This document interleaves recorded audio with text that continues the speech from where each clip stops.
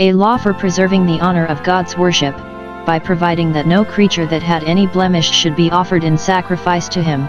v1. This caveat we have often met with, "Thou shalt not sacrifice that which has any blemish, which renders it unsightly, or any evil matter or thing," as the following word might better be rendered, "any sickness or weakness, though not discernible at first view, it is an abomination to God." God is the best of beings, and therefore whatsoever he is served with ought to be the best in its kind. And the Old Testament sacrifices in a special manner must be so, because they were types of Christ, who is a lamb without blemish or spot, 1 Pt 1:19, perfectly pure from all sin and all appearance of it. In the latter times of the Jewish Church, when by the captivity in Babylon they were cured of idolatry, yet they were charged with profaneness in the breach of this law, with offering the blind, and the lame, and the sick for sacrifice, Mal 1:8. A law for the punishing of those that worshipped false gods.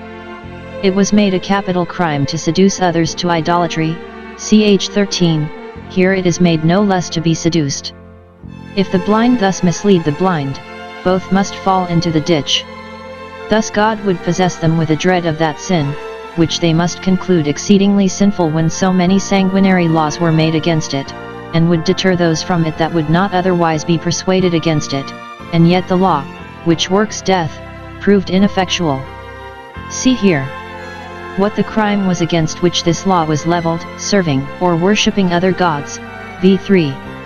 That which was the most ancient and plausible idolatry is specified, worshipping the sun, moon, and stars, and, if that was so detestable a thing, much more was it so to worship stocks and stones, or the representations of mean and contemptible animals. Of this it is said, that it is what God had not commanded.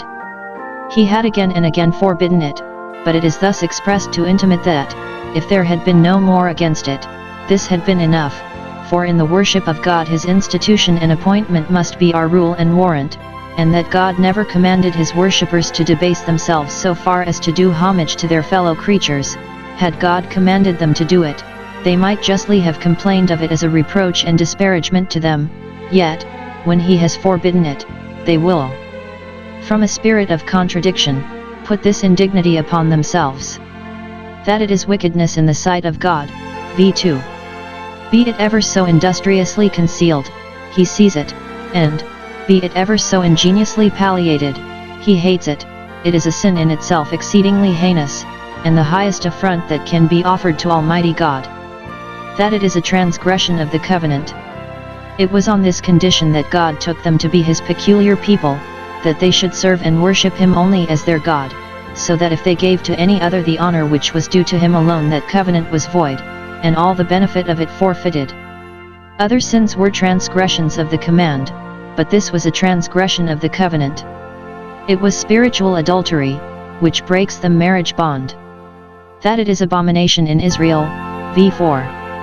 Idolatry was bad enough in any, but it was particularly abominable in Israel, a people so blessed with peculiar discoveries of the will and favor of the only true and living God.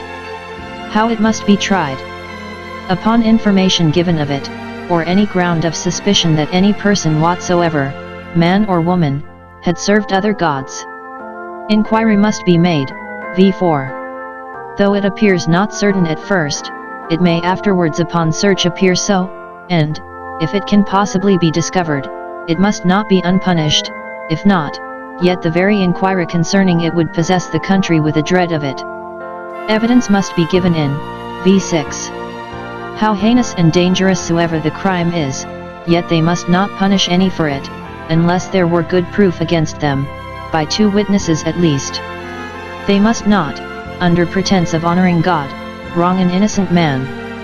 This law, which requires 2 witnesses in case of life, we had before, number 35:30, it is quoted, MT 18:16.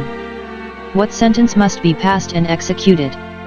So great a punishment as death, so great a death as stoning, must be inflicted on the idolater, whether man or woman, for the infirmity of the weaker sex would be no excuse. v5. The place of execution must be the gate of the city, that the shame might be the greater to the criminal and the warning the more public to all others. The hands of the witnesses, in this as in other cases, must be first upon him, that is, they must cast the first stone at him, thereby avowing their testimony, and solemnly imprecating the guilt of his blood upon themselves if their evidence were false. This custom might be of use to deter men from false witness bearing.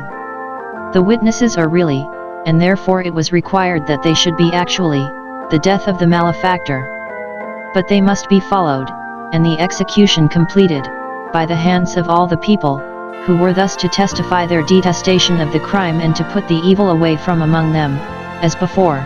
Ch. 13:9.